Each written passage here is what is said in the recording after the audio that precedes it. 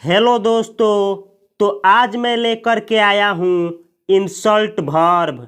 इस वीडियो में हम लोग सीखेंगे कि इंसल्ट वर्ब का हिंदी मीनिंग क्या होता है और हम लोग जानेंगे कि इंसल्ट वर्ब का पांचों फॉर्म क्या होता है और हम लोग जानेंगे कि इंसल्ट वर्ब से कौन कौन सा वर्ड मीनिंग बना है और हम लोग सीखेंगे कि इंसल्ट वर्ब का और इनके पांचों फॉर्मों का और इनसे बने वर्डों का किस तरीके से सेंटेंस में यूज किया जाता है।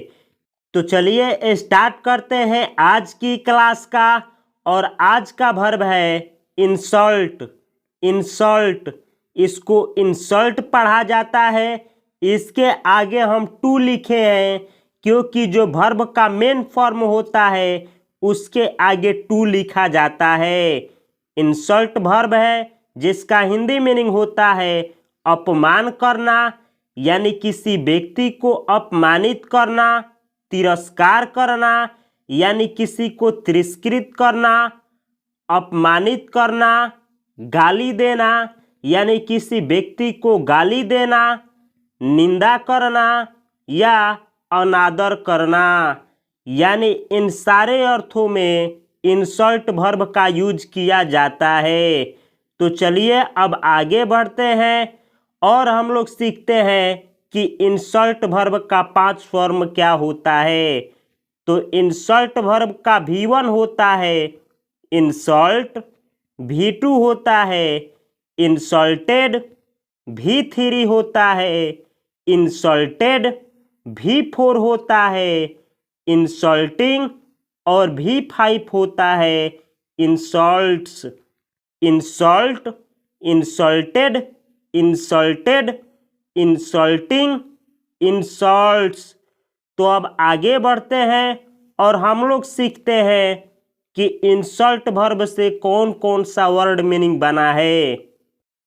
तो इंसल्ट वर्ब से पहला वर्ड बना है इंसल्ट। ये इंसल्ट वर्ब का V1 है और इसी से बना है इंसल्ट्स। ये इंसल्ट वर्ब का V5 है। जब इन दोनों वर्डों का यूज नाउन के रूप में किया जाता है तो इंसल्ट सिंगुलर नाउन का काम करता है और इंसल्ट्स यानी V5 प्लूरल नाउन का काम करता है। तो इंसल्ट और इंसल्ट्स इन दोनों का हिंदी मीनिंग होता है अपमान या तिरस्कार या मानहानि, यानी इन दोनों वर्डों का इन्हीं सेंसों में इन्हीं अर्थों में यूज किया जाता है। अगला वर्ड है जो कि इंसल्ट वर्ब से बना है इंसल्टेड। इंसल्टेड, ये इंसल्ट वर्ब का V3 है जिसका यूज एडजेक्टिव के रूप में किया जाता है। तो इंसल्टेड का हिंदी मीनिंग होता है अपमानित या तिरस्कृत, यानी जिसको अपमानित कर दिया गया हो या तिरस्कृत कर दिया गया हो, यानी जिसका निंदा कर दिया गया हो, उसको बोला जाता है इंसल्टेड। अगला वर्ड है जो कि इंसल्ट वर्ब से बना है इंसल्टिंग। इंसल्टिंग, ये इंसल्ट वर्ब का V4 है जिसका यूज एडजेक्टिव के रूप में किया जाता है। तो इसका हिंदी मीनिंग होता है अपमानित करने वाला या अनादर करने वाला या निंदा करने वाला या गाली देने वाला या अपमानजनक, यानी इन पांचों अर्थों में इंसल्टिंग वर्ब का एडजेक्टिव के रूप में यूज किया जाता है। अगला वर्ड है इंसल्टिंगली। इंसल्टिंगली, इंसल्टिंगली एडवर्ब है जिसका हिंदी मीनिंग होता है अपमान पूर्वक, यानी किसी को अपमान पूर्वक कोई काम करना। तिरस्कार पूर्वक या अशिष्टता या अपर्याप्त मर्यादा के साथ या अपमानित ढंग से, यानी कोई काम अपमानित ढंग से किया जाए तो उसको सेंटेंस में ट्रांसलेट करते वक्त इंसल्टिंग का यानी इंसल्टिंग एडवर्ब का यूज किया जाता है। जैसे मुझको कहना हो कि वह अपमानित ढंग से पढ़ाती है तो मैं बोलूँगा शी टीचेज इंसल्टिंगली। अब आगे बढ़ते हैं और हम लोग सीखते हैं कि इन सारे वर्डों का और इंसल्ट वर्ब का और उनसे बने पांचों फॉर्मों का किस तरीके से सेंटेंस में यूज किया जाता है। तो इंसल्ट वर्ब से मिल करके बनने वाला पहला सेंटेंस है खुद को अपमानित मत करो। यानी अगर आपको कहना हो किसी से कि खुद को अपमानित मत करो तो आप इंग्लिश में बोलेंगे don't insult yourself. Don't insult यानी अपमानित मत करो, योरसेल्फ यानी खुद को। तो इसका हिंदी मीनिंग हुआ खुद को अपमानित मत करो। तो आप देख सकते हैं कि इस वाले सेंटेंस में मैं इंसल्ट वर्ब का V1 का यूज किया हूँ। अगला सेंटेंस है अगर आपको कहना हो रामू रानी को अपमानित करता है या रामू रानी को निंदा करता है तो आप इंग्लिश में बोलेंगे, ये सेंटेंस प्रेजेंट इंडेफिनिट टेंस में है तो आप बोलेंगे रामू इंसल्ट्स, रामू निंदा करता है या रामू अपमानित करता है रानी यानी रानी को। रामू इंसल्ट्स रानी, रामू रानी को अपमानित करता है। तो आप देख सकते हैं कि इस वाले सेंटेंस में मैं इंसल्ट वर्ब का V5 का यूज किया हूँ। अगला सेंटेंस है अगर आपको कहना हो मैं आपको अपमानित कर रहा हूँ तो आप इंग्लिश में बोलेंगे I am insulting you. I am insulting मैं अपमानित कर रहा हूँ, यू यानी आपको। इसी तरीके से बोलना हो कि मैं रानी को अपमानित कर रहा हूँ तो मैं बोलूँगा आई एम इंसल्टिंग मैं अपमानित कर रहा हूँ रानी यानी रानी को।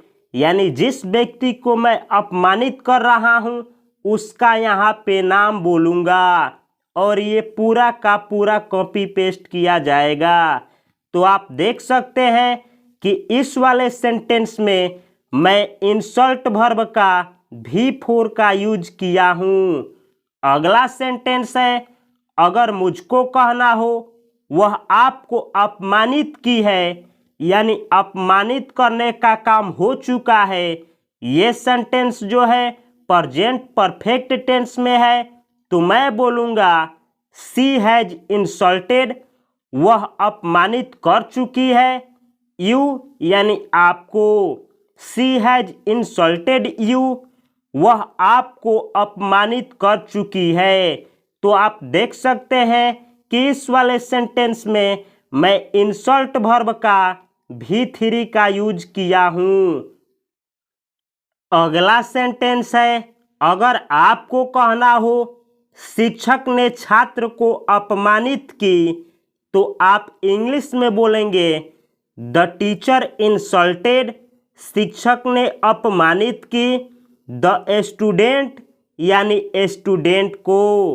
तो इसका हिंदी मीनिंग हुआ शिक्षक ने छात्र को अपमानित की। यह सेंटेंस पास्ट इंडेफिनिट टेंस में है तो आप देख सकते हैं कि इस सेंटेंस में मैं इंसल्ट वर्ब का V2 का यूज किया हूँ। अगला सेंटेंस है अगर आपको कहना हो हरेक कोई भिखारी को अपमानित करता है तो आप इंग्लिश में बोलेंगे एवरीवन इंसल्ट्स, हरेक कोई अपमानित करता है द बेगर यानी भिखारी को। तो इसका हिंदी मीनिंग हुआ कि हरेक कोई भिखारी को अपमानित करता है। यह सेंटेंस प्रेजेंट इंडेफिनिट टेंस में है, सब्जेक्ट आपका सिंगुलर है तो सिंगुलर में प्रेजेंट इंडेफिनिट टेंस में सिंगुलर सब्जेक्ट के साथ V5 का यूज किया जाता है। तो आप देख सकते हैं कि इंसल्ट वर्ब का V5 का मैं इस सेंटेंस में यूज किया हूँ। अगला सेंटेंस है, अगर आपको कहना हो आपका अपमान बहुत बड़ा है, यानी मैं आपसे बोलूं कि आपका अपमान बहुत बड़ा है, तो मैं इसको इंग्लिश में इस तरीके से बोलूँगा, योर इंसल्ट, आपका अपमान, इज यानी है, सो बिग यानी बहुत बड़ा। तो इसका हिंदी मीनिंग हुआ आपका अपमान बहुत बड़ा है। तो आप देख सकते हैं कि यहाँ पे मैं इंसल्ट का प्रयोग सिंगुलर नाउन के रूप में किया हूँ। अगर मैं यहाँ पे इंसल्ट्स लिखता तो यहाँ पे होता आर। अगला सेंटेंस है, अगर मुझको कहना हो आप अपमानित हो या आप अपमानित हैं, तो मैं इंग्लिश में बोलूँगा यू आर, आप हैं या आप हो, इंसल्टेड यानी अपमानित। तो आप देख सकते हैं कि इस सेंटेंस में मैं इंसल्टेड का प्रयोग एडजेक्टिव के रूप में किया हूँ। अगला सेंटेंस है, अगर मुझको कहना हो मुकेश अपमानित था, तो मैं इंग्लिश में बोलूँगा मुकेश वाज, मुकेश था, इंसल्टेड यानी अपमानित। तो आप देख सकते हैं कि मैं यहाँ इंसल्टेड का प्रयोग एडजेक्टिव के रूप में किया हूँ।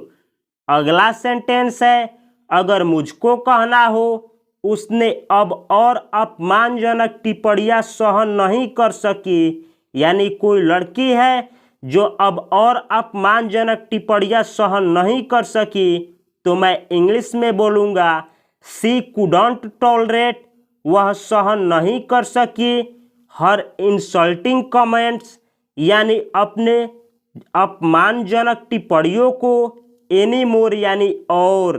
तो इसका हिंदी मीनिंग हुआ कि वह और अपने अपमानजनक टिप्पणियों को सहन नहीं कर सकी। अगला सेंटेंस है, अगर मुझको कहना हो उसने उनकी उपलब्धियों के बारे में अपमानजनक ढंग से बात की, तो मैं इंग्लिश में बोलूँगा ही स्पोक इंसल्टिंग, उसने इंसल्टिंग की, अबाउट यानी के बारे में, हिज अचीवमेंट्स यानी उसके अचीवमेंट्स के बारे में। तो इसका हिंदी मीनिंग हुआ कि वह उसके अचीवमेंट्स के बारे में अपमानजनक बात की। तो आप देख सकते हैं कि मैं यहाँ पे इंसल्टिंग का प्रयोग एडजेक्टिव के रूप में किया हूँ। अगला सेंटेंस है, अगर मुझको कहना हो दिखावे पर आधारित दूसरों का अपमान करना महत्वपूर्ण नहीं है, तो मैं इसको इंग्लिश में बोलूँगा it's important not to insult others, it's important not, यह महत्वपूर्ण नहीं है, टू इंसल्ट अदर्स यानी दूसरों को अपमानित करना, बेस्ड ऑन यानी के ऊपर, क्या चीज़ के ऊपर, देयर अपीयरेंस यानी उनके दिखावे के ऊपर, उनके रहन सहन के ऊपर। इसका हिंदी मीनिंग हुआ it's important not to insult others, यानी दूसरों को इंसल्ट करना, दूसरों को अपमानित करना महत्वपूर्ण नहीं है, बेस्ड ऑन देयर अपीयरेंस यानी उनके दिखावे के ऊपर, यानी उनके लुक के ऊपर। तो ये रहा आज की क्लास। आज की क्लास से अगर आप लोगों को कुछ भी सीखने को मिला है तो प्लीज़ इस वीडियो को अपने दोस्तों के साथ, अपने भाइयों के साथ शेयर करें और कमेंट बॉक्स में कमेंट करें कि अगला वीडियो किस वर्ब के ऊपर लेकर के आऊं, और मेरे चैनल को सब्सक्राइब करें। मिलता हूं अगले वीडियो में, तब तक के लिए आपको और आपकी पूरे परिवार को मेरी तरफ से बहुत सारी शुभकामनाएं। नमस्कार, जय हिंद।